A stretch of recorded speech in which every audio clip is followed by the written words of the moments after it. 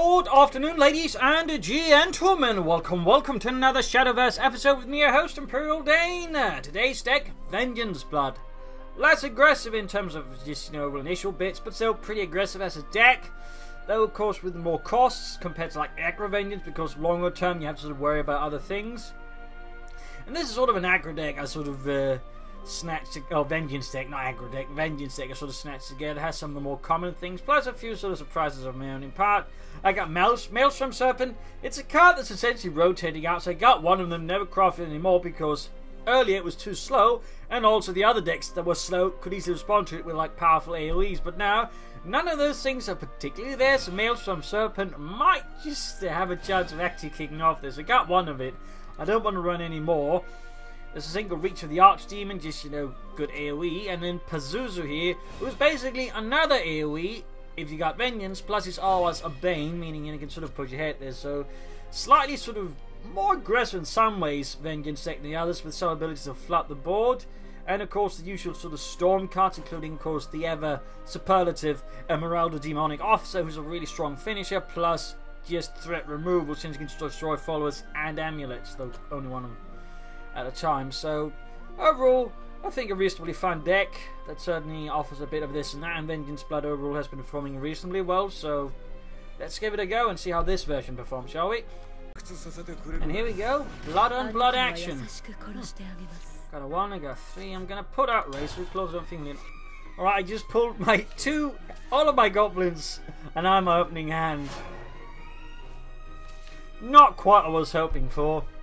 Then again, it might cause my opponent to confuse this with some sort of other aggro deck, either neutral or regular. So that could be interesting. Though right now the issue is I'd rather prefer not playing another 1-drop on turn 2, but it's better than playing nothing at all, though. I mean, alright. So nothing for the first 2 turns.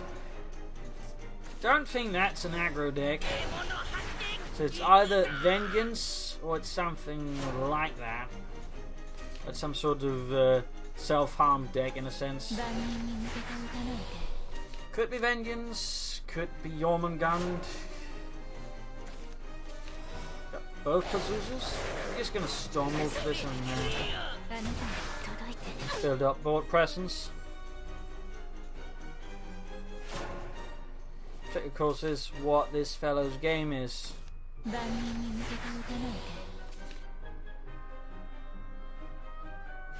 What this fellow's game is.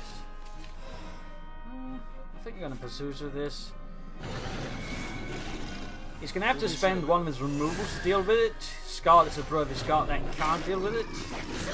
And that's the most common card. So anything otherwise he has to trade into, he will lose no matter how tough it is. So Pazuzu right here in turn 4 is a strong play in most ways. But again, AoEs, but then again, removals. But that means he's not going to play something big. In this case, he'll harm to himself. So far it's mostly been drawing cards and the likes.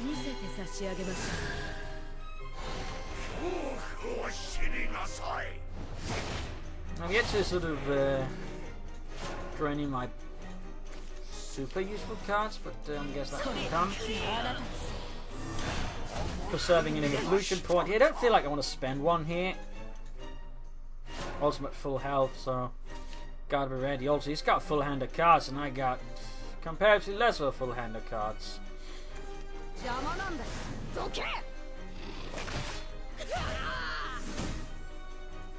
It's some sort of control deck that runs Fenrir, though. He's looking to stall. Stall for what? I don't know.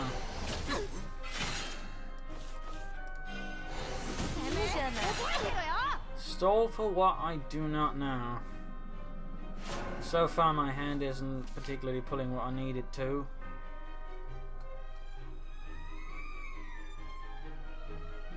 Which is unfortunate. Like, I'm not pulling Belphegor, which is usually one of the big cards for Vengeance Blood, though it is rotating out. Or I pulled, like, any of my late game stuff, really. So this is getting a bit awkward. Yeah, this is starting to really feel like a control deck. Definitely starting to feel like a control deck. trying to stall for something, and I'm just stalling for my, useful cards. And remaining at full perfect health. Which is sort of funny.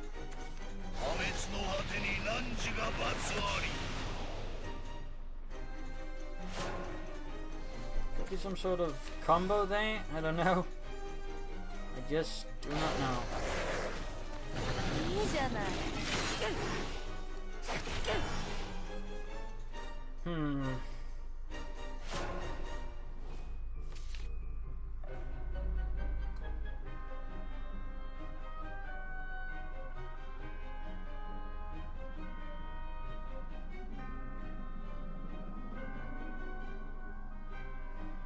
I mean, I got 2 Banes on the board, so you can't easily clear that out without an AoE, and you just spend 1. But again, he's got a lot of cards.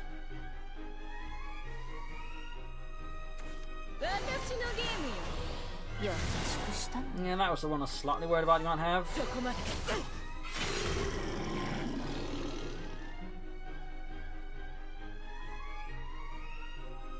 He's almost got lethal on me. Almost, but not quite.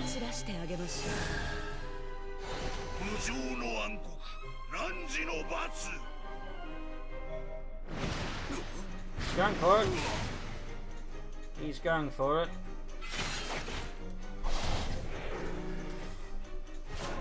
And I got nothing going for me. Oh, hello.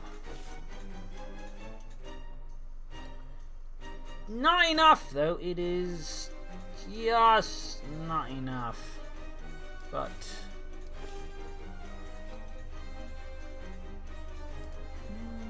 what are my options? I mean, one is I basically sort of clear them out, both heal myself. The other is to clear this out, destroy this, and then go face for 6, pushing him down to 2. He can then essentially still kill me in a lot of ways, so I'm more tempted to just try and, stabilize my health total. I accept I can, so that ended up being a bit theoretical or pointless. Oh well. Oh well. But I'm dead to a lot of things here, unfortunately. I'm dead to, very dead in fact, to a lot of things. Well, that's what happens when you don't really do all the stuff you need.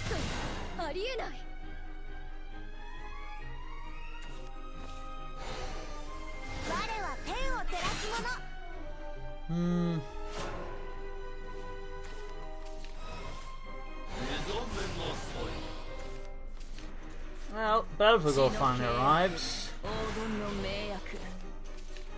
She's just a bit, shall we say, late to the party.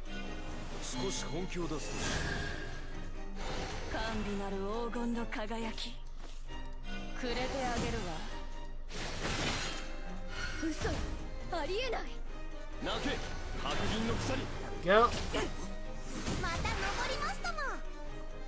Both down to 7 now. Both down to 7. But I managed to heal myself out a bit. But I'm still dead to an awful lot of things. Though again, if it's a control deck like this, he might not quite have the usual set of storm finishers, so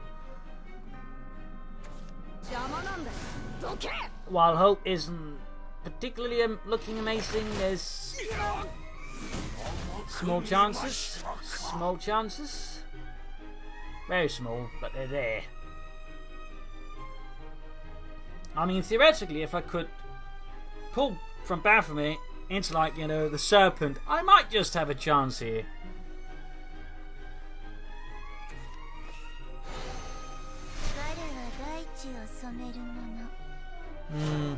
Maybe not, but I do have a way of stopping that.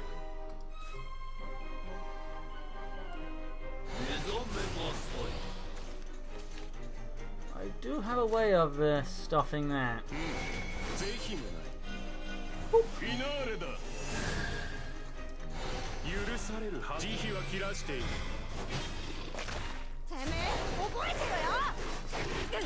Alright, got 4 damage there and I got essentially 1 ping.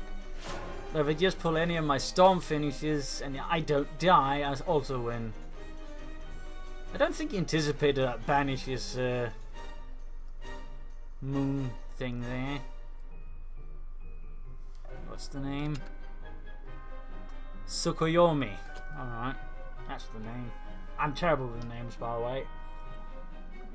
Unless I have something to really connect them to, I tend to forget them very quickly or confuse them with other names. So what will he do? What will he do?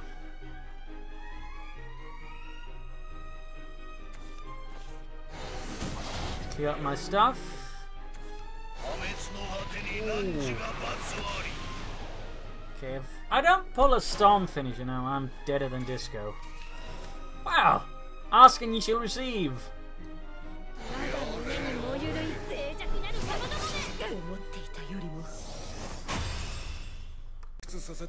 Up against Portalcraft. I'm not entirely sure how this is going to go, actually. I am not 100% sure. It could go either way, though it doesn't help I'm going second. It basically depends on how many of my storm followers I can draw fast enough while keeping the board clear.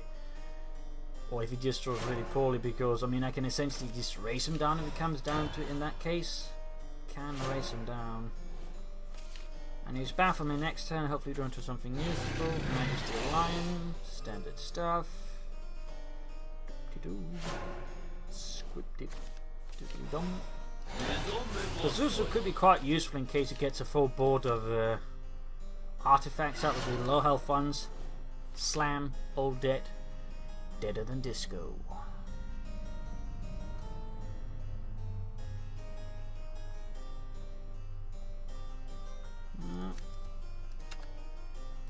Just want to make sure yet. For some reason I've forgotten he'd done anything else. So basically he's got 2 analyzing artifacts in his deck. He could draw them, in which case he has to trade into that. Or he substitutes, which gives him a puppet in his hand. I'm just going to blood drink of this, clear that out.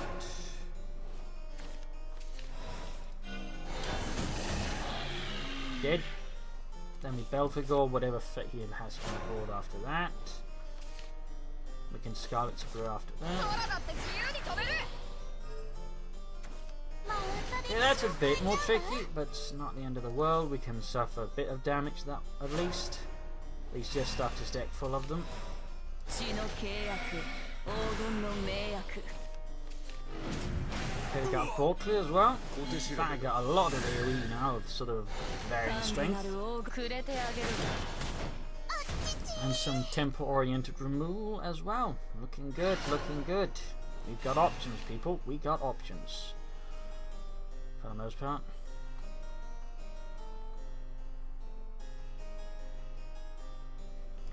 That one can't draw artifacts even if evolved, which is why we took out the other one, since that's obviously going to be a bigger problem compared to a Mechwing Swordsman.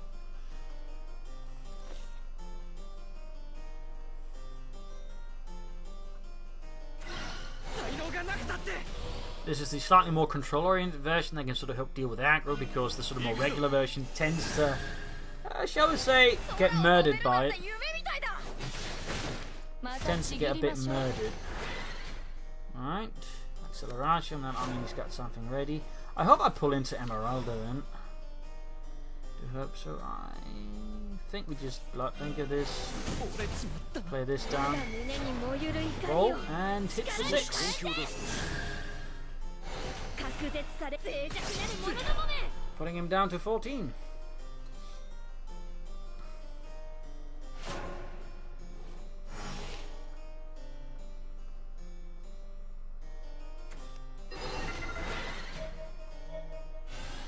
So he did not have Deus Ex Machina. Oh, he did! He did! Silly me, he did. And he does that to ensure he actually is in resonance, so he can get the 6 cards into his hand. Pulls out a puppet, evolves it. An interesting decision. An interesting decision. Oh, he does leave him with a fit there, but...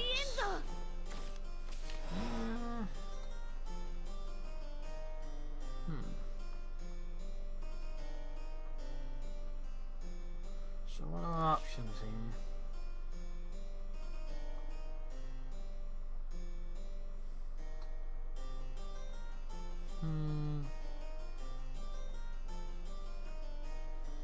don't have any immediately easy ways of clearing it. I mean, I could theoretically reach the arch team and so on there, but I think I want to keep that in case he just meant to fill up the board before I'm ready for that. So I think we do this one, which does put out a vengeance, but we can, I think, pretty easily set this again if we have to.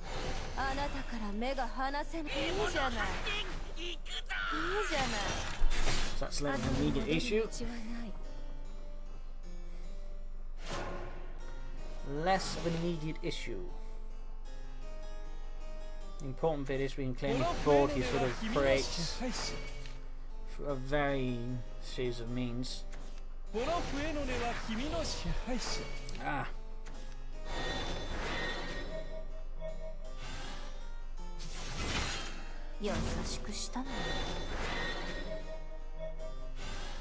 And he's got more. That's the slightly unpleasant part. He's got a lot more in his hand, since two of those are likely just created from the Hamlins, so there could be a couple more artifacts there waiting to be flung at us, like rather improvised missiles. Interesting choice there.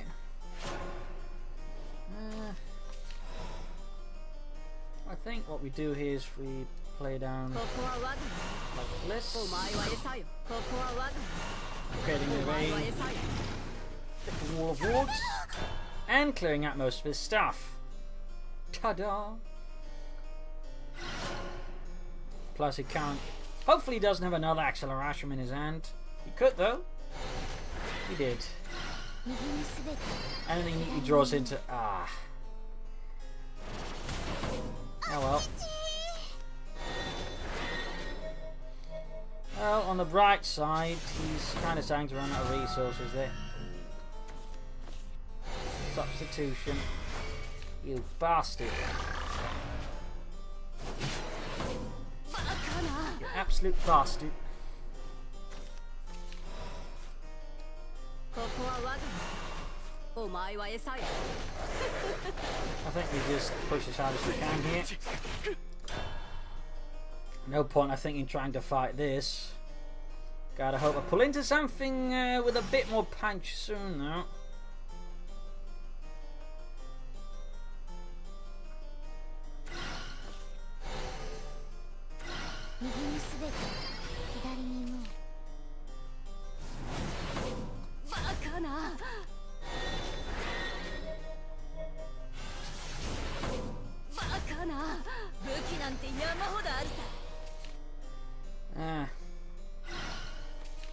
Alright, interesting. Ah, well, that's what we in the biz call lethal. We got 4 here, and we got the ping.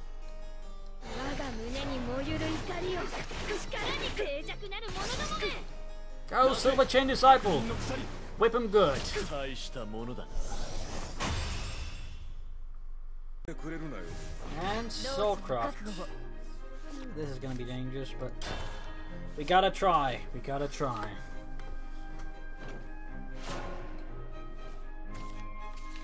Okay, I got double Belphegor. That's twice the Belphegor in an opening hand than you actually want.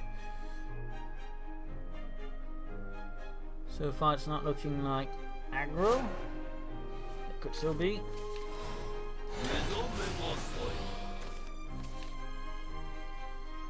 Alright.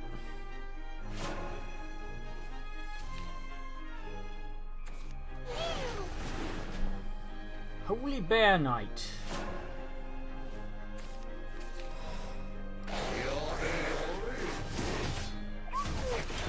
Just keep up the pressure, push the tempo, push the tempo. Always the tempo. Just hope he doesn't play Marcy, and that would be a bit of a problem.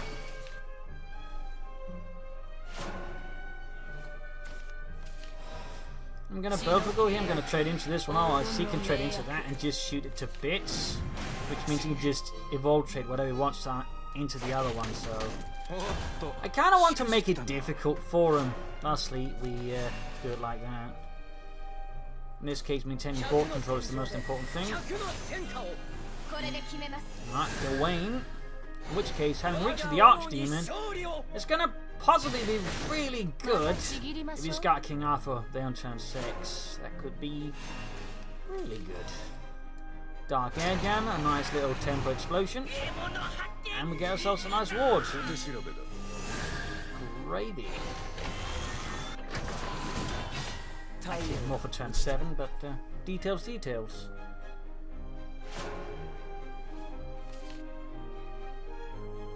They can obviously just shoot the Dark Air Jammer, but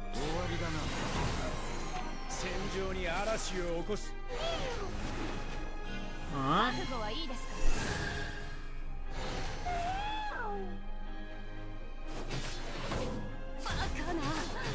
Bit of a nuisance, but that's life.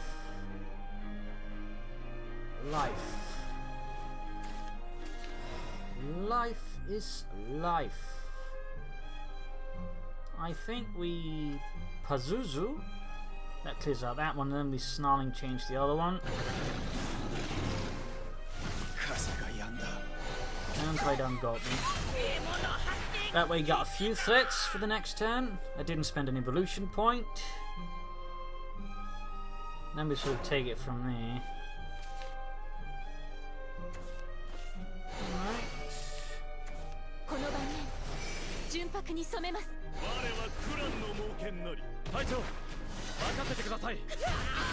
Well, that wasn't what I was anticipating or hoping for.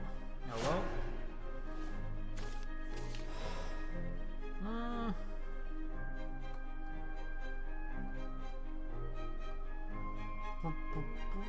Well, that means he might not have a King Arthur, at least have it reduced in cost. I'm still going to keep Reach of the Archdemon just in case of that.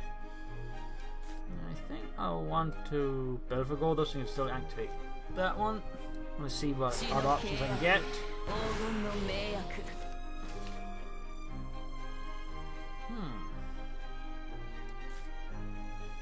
This I like.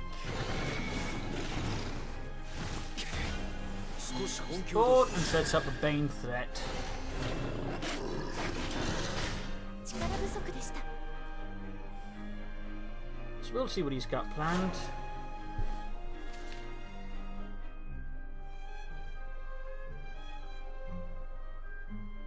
We shall see. Roughly.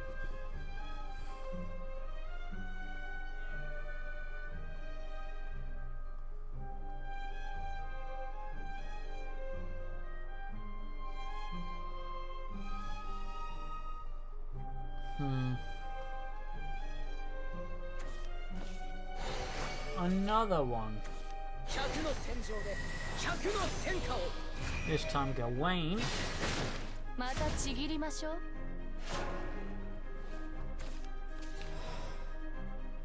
Alright, like, be my guest.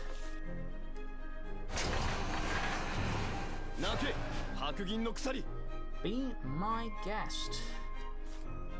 I think I'm just... Well, I could Race Reclaw that. But I'd rather save that as a potential finish and preserve my health total.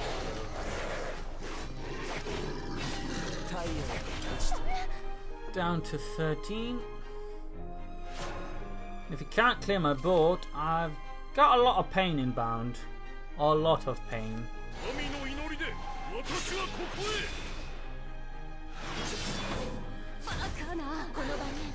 Discounted Queen Hemera the white. And then evolve trade, I imagine. Yup. I'm just going to be just about short of lethal here, though. Just about short. But I get 3 back and puts me at 6, in which case, well, he doesn't have any storm finishes. Okay, I'm gonna do this.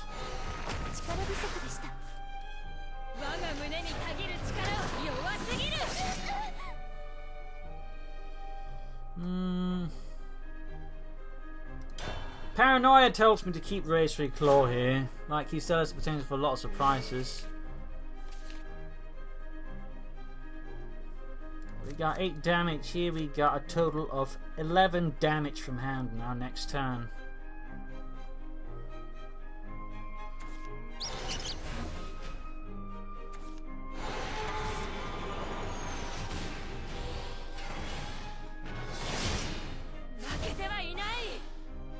And we win actually because we trade in here blood drinkers.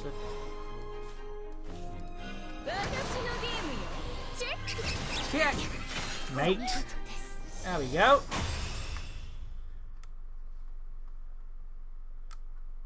And there you have it, Vengeance Blood. It's again, Vengeance overall as a mechanic is certainly one of the more tricky ones since you have to manage your health carefully, you have to watch for a lot of burst damage. Though again, they sort of slowly moved away from just the pure damage burst blocks, like there's few of them left, like no Alberts, a lot of them left, like more of the sort of high damage bursts, have require setup, or they require you to be at really low health, so theoretically there's something there, but still, like if you sort of set up correctly and just keep up board control, which Vengeance Blood has actually got a lot of tools for us. You can see the ones they hit Vengeance, they got like Silver Chain Disciple, Pazuzu, which you saw in action in several cases, actually did work, then sort of helping us maintain board control. And you got a lot plus Emeralda, then you got a ton of Storm elements there as well. And you can just sort of push ahead really aggressively with that. So, I mean, Vengeance, again, it's slightly trickier, but I do think it performs reasonably well in the match, in particular versus Casely Haven, because Emeralda can just, sap a Heavenly Knight as long as you're, of course, not about to get lethal, and just, go for face. So, I think it has a lot of potential. There's probably some more room for, like, experimentation with the deck, but it definitely has some, I think, tools that will really ruin the day of other decks. So, again, it is, as I would say, more high-tense deck there in terms of just, again, you sort of really got to manage your resource carefully. You got to be, in many cases, at low health, trying to figure out solutions, keeping control, and just trying to set up for lethal. But again, it packs a lot of Storm, and it can, in that way, also just quickly surprise your opponent with just, throw out a bunch of Dark Generals and then race claw them down or anything else. So, a fun deck, though a lot of the cards rotating, at least core cards like Belphegor rotating out next expansion, Baphomet is also rotating out, I believe. Yup, so they'll lose some cards, so there's going to be some kind of replacement for Belphegor because, like, she's just such a cool card, and there'll probably be some sort of version of her. I don't think they're going to directly reprint her, at least not now, but there'll probably be some sort of similar card here to make Vengeance work again, because really just overall, like, it's a pretty fun mechanic, and it's rather interesting, and just, leads to some good gameplay moments. So again, it's tricky. So there you go. Hope you enjoyed this little video, this little deck, which is also surprisingly cheap. In fact, it barely runs any golds, and again, this one's just for fun. Beyond that, it runs largely bronzes and silvers, so it's a pretty cheap deck to, make at that. I mean, except for Belphegor, which is sort of rotating out, so, I'm a bit hesitant to recommend this deck to newcomers. But otherwise, again, fun, interesting, not too expensive, and, pretty punchy as well. So I hope you enjoyed this video. If you did, subscribe, like, share, comment, share with everyone. This is Pauline signing off, and see you all another time for another video in about 2 days' time. Cheers!